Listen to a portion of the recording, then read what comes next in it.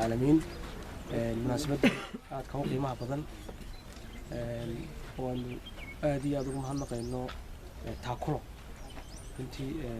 hawsha far badan ee cusbaan ka qabato imika waxaan jecelahay inaan ku soo dhaweeyo maamulaha isbitaalka gudaha Hargeysa si uu information nooga siiyo sida awgeed gudida ugu soo dhaweyso Axmed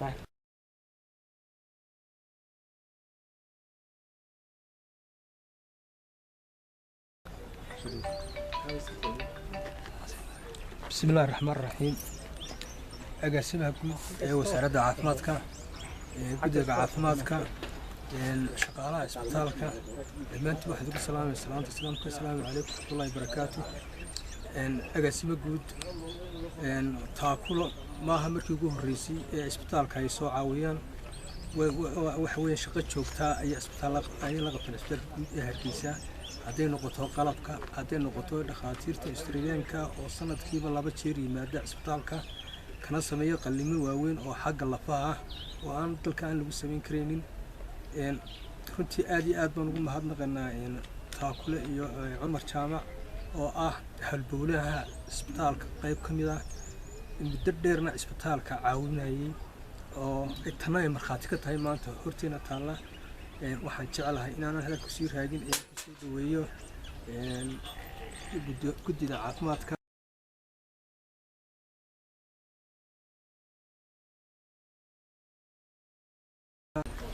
ugu faraxsanahay maanta inaanu isbitaalka guud ee Hargeysa ku wareejino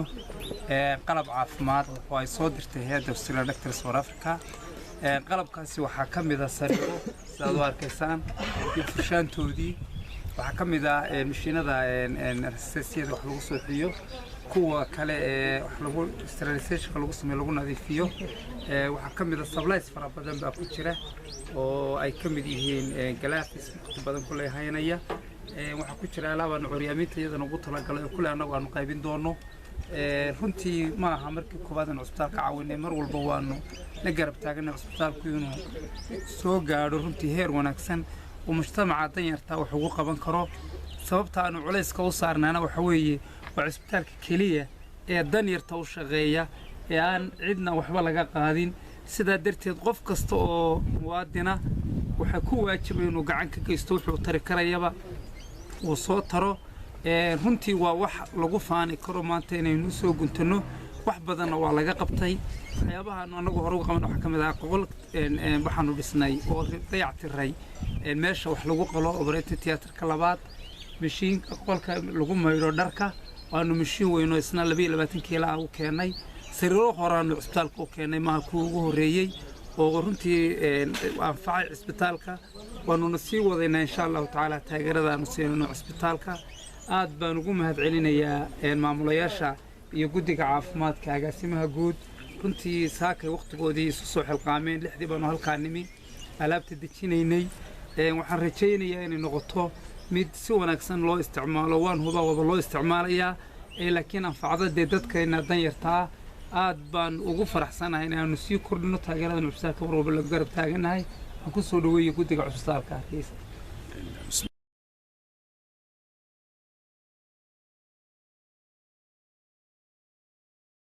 بسم الله الرحمن الرحيم دي جيجا وزارة عافماتك قدida caafimaadka ee gobolka taakulo maamulka isbitaalka dhamaantii waxaan idinku salaamayaa salaanta islaamka assalaamu alaykum warahmatullaahi wabarakaatu inta dabadeed runtii taakulo maaha markii ugu horeysay ee caawinaysa isbitaalka guud ee Hargeysa sida Cumar sheegayna runtii caawimadoodu waxay taabanaysaa oo gaaraysaa dadka danyarta ah maadaama halkan loogu shaqeeyo dadka danyarta ah runtiina laf dhabar bay u yihiin oo sida uu uga dhawaajiyay imanka qalabkan cusub ee horteena yaala iyo kuwii hore keeneen labadaba dadkii jilicsanaan ugana mahadnaqaynaa taakula iyo cidii kale la midaba inay caawiyaan dadkooda jilicsan wixii lagu caawin karayna sida taakula inay ku daydaan oo ay magaranaysaa ay caawiyaan aad iyo aad baan u mahadsan yihiin mar labaadna waanu mahadnaqaynaa waxaan filayaa inaanay tani noqonintii ugu dambeysay ay qaar kale badan oo ka dambeeyana ay ka dambeyn doonaan aad iyo aad baan u mahadsan yihiin waxaan ku soo dhaweynayaa DG wasaaradda caafimaadka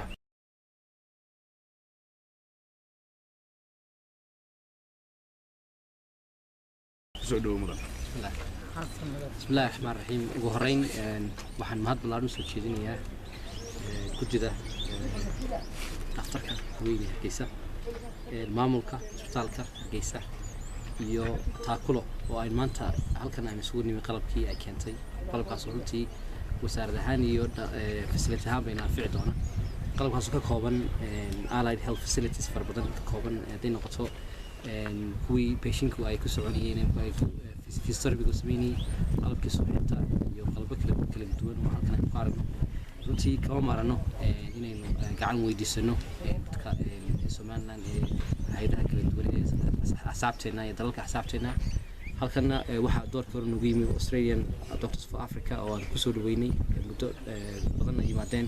oo aanu saaxiib runtii fiican la samaysanay kuwaas oo aan kala wada hadalay xagga dhismayaasha iyo xagga qalabaynta isbitaalada inay naga caawiyaan dabcan hay'ado kale oo runtii naga caawiya xagga systemkii nidaamka way jiraan laakiin halkan maanta waxaan isku niminay inaan ka gudoono una mahad noqno qalabkan ay noo keeneen oo kala gedisan oo runtii aanu leenahay inaynu inaguna dhowrano ilaashano hagaajisano sidoo kalena waxaan dalbanaynaa in aynu helo dadkii farsamooyinkan kala gedisan yaqaanay inaynu tababarno oo ay si ay inoo anfacdo inaan meel u store ugu xiraynin aynu tababarkaana markaa aynu isla eegno maanta qalabka laynoo keenay yaa isticmaali karaya halku ku haboon yahay imse qof ay inoo kicin karay hadday naga xumaadaan insha Allah intaasaan ku soo koobaya waxaan leeyahay mahad ballaaran soo jeedinayaa mar labaad taakulo oo runtii aad iyo aad arrinkan ugu dadaashay ma aha markii ugu horeysay ay keentay markaa mahad ballaaran soo jeedinaya insha Allah inshaad baad u mahadsantahay nagana gudoona waqtiga yarasuga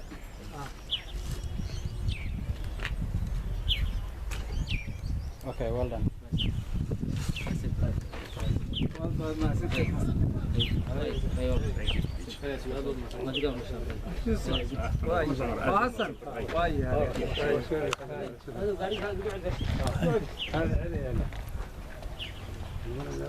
اسمع له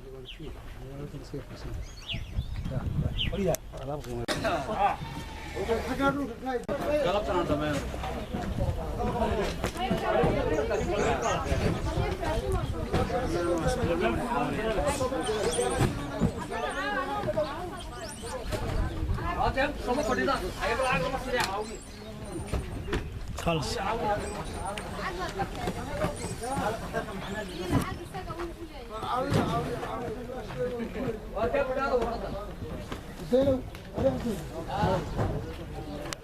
حسين كاير